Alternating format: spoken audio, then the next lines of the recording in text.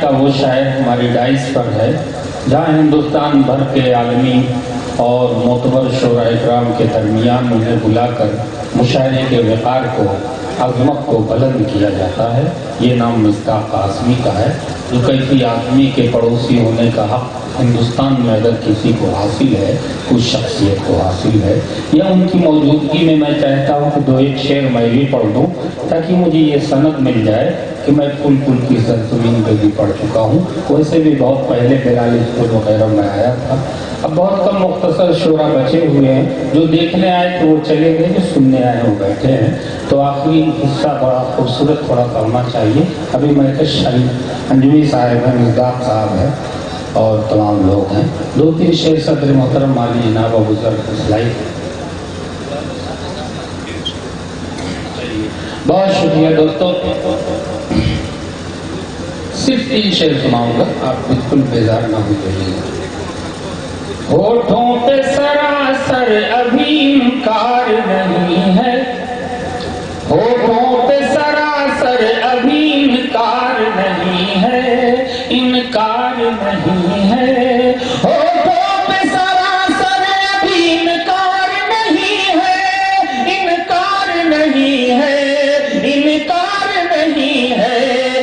میں کیسے سمجھ لوں کہ انہیں پیار نہیں ہے، میں کیسے سمجھ لوں کہ انہیں پیار نہیں ہے۔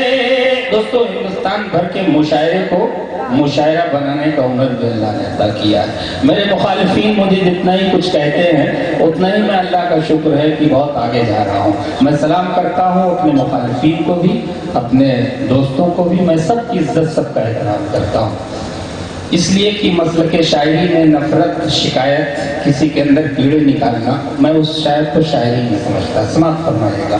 میں کیسے سمجھ لوں کہ انہیں پیار نہیں ہے، اور پلکیں جو بچھائے تیری راہوں میں پڑے ہیں، راہوں میں پڑے ہیں، راہوں میں پڑے ہیں، پلکیں جو بچھائے تیری راہوں میں پڑے ہیں، پلکیں جو بچھائے تیری راہوں میں پڑے ہیں، راہوں میں پڑے ہیں، راہوں میں پڑے ہیں۔ یہ حسرت دیدار ہے، دیدار نہیں ہے، یہ حسرت دیدار ہے، دیدار نہیں ہے۔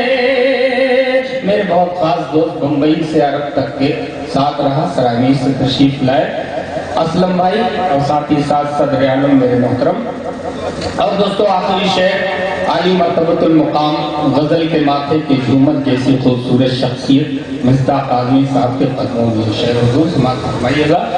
میں کیسے سمجھ لوں کہ انہیں پیار نہیں ہے، سب کی ہے زلیخا کی جوانی پہ نگاہیں، جوانی پہ نگاہیں، جوانی پہ نگاہیں، سب کی ہے زلیخا کی جوانی پہ نگاہیں، جوانی پہ نگاہیں، جوانی پہ نگاہیں۔ یوسف کا یہاں کوئی خریدار نہیں،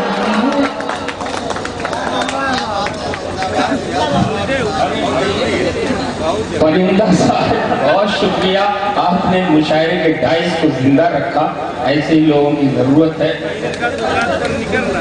ذرا زوردار تالیاں بجا کے ایک بار اپنی زندہ دلی کا ثبوت دیجیے۔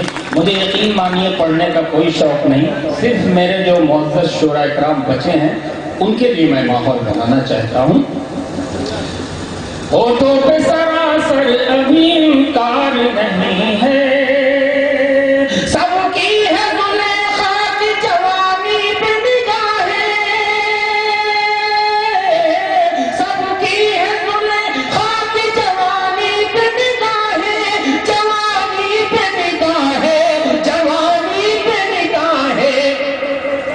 یوسف کا یہاں کوئی خریدار نہیں ہے، یوسف کا یہاں کوئی خریدار نہیں ہے۔ اور آخری شعر،